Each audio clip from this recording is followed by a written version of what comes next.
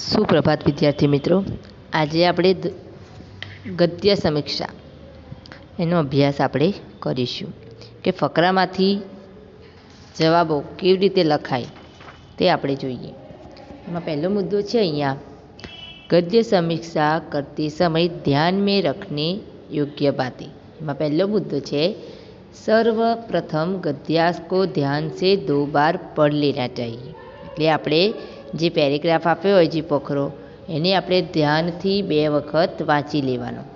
गद्यांश के समय में पूछे गए प्रश्नों को ध्यान से पढ़े और उन्हें अच्छी तरह समझ ले. જે આપણને પેરેગ્રાફની નીચે જે પ્રશ્નો આપ્યા હોય તે આપણે ધ્યાનથી પહેલાં વાંચી લેવાના. मुद्दो 3 कि उन प्रश्नों को ध्यान में रखकर एक बार फिर से गद्यांश पढ़ लीजिए. એટલે કે પ્રશ્નોના જે આપ્યા છે તે આપણે વાંચ્યા પછી આપણે ફરીથી એક વખત પેરેગ્રાફને વાંચી લેવાનો રહેશે. मुद्दो 4 प्रश्नों के उत्तर लिखने में गद्यांश की पूर्णतः नकल ना करके अपने भाषा में उत्तर लिखिए. જે પેરેગ્રાફની અંદર જે જવાબ આપેલા હોય એ બેઠા લખવાના નહીં, બરાબર? તે આપણી જાતે આપણી સમજ શક્તિ દ્વારા જવાબ લખવાનો રહેશે. मुद्दो 5 उत्तर देते समय विराम चिन्हों का उचित उपयोग करें.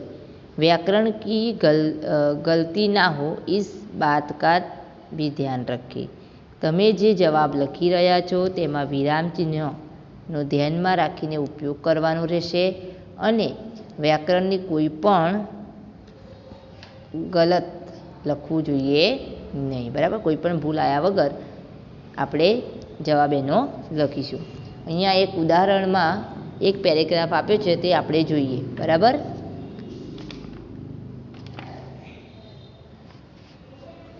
अनुशासन जीवन का अंग है, प्रकृति का नियम है. सूर्य, चंद्रमा, तारों का नियमित रूप से उदय अस्त होता है. पृथ्वी अपनी धुरी पर निश्चित गति में घूमती है, इससे दिवस रात होते हैं. पृथ्वी अपने अक्ष पर निश्चित गति से सूरज की आसपास घूमती है. इससे ऋतु परिवर्तन का क्रम चलता है. प्रकृति के इन निश्चित नियमों में जब असंतुलन એટલે કે गड़बड़ी होती है तो बाढ़, अकाल, भूकंप जैसी प्राकृतिक आपत्तियाँ आती है, भयंकर विनाश होता है. ऐसे ही मनुष्य जब घर, परिवार, संस्था, समाज और राष्ट्रीय जीवन के लिए निश्चित नियमों का उल्लंघन करता है तो जीवन में अनुशासनहीनता आती है और यह अनुशासनहीनता उनके समस्याओं को जन्म देती है. આ પેરેગ્રાફ વાંચ્યા પછી આપણે થોડા પ્રશ્ન જોઈએ.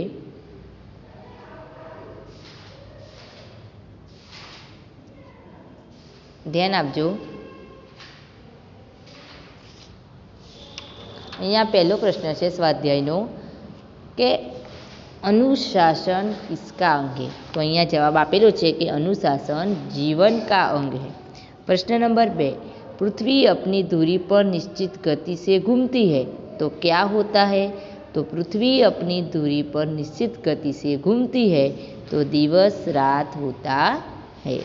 प्रश्न नंबर 3 पृथ्वी अपने अक्ष पर सूरज की आसपास घूमती है तो क्या होता है. तो આપણે આગળ પેરેગ્રાફમાં જોયું कि पृथ्वी अपने अक्ष पर सूरज की आसपास घूमती है तो ऋतु परिवर्तन का क्रम चलता है. प्रश्न नंबर 4 प्रकृति का अनुशासन भंग होने का क्या परिणाम होता है.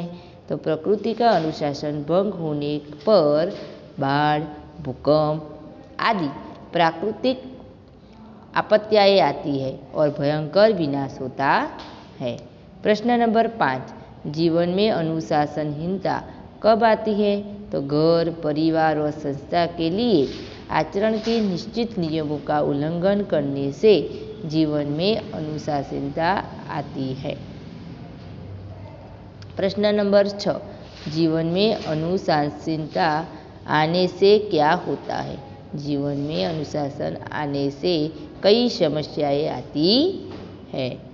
प्रश्न नंबर 7, इस गद्यांश को उचित शीर्षक दीजिए। तो इस गद्यांश के लिए उचित शीर्षक अनुशासन का महत्व।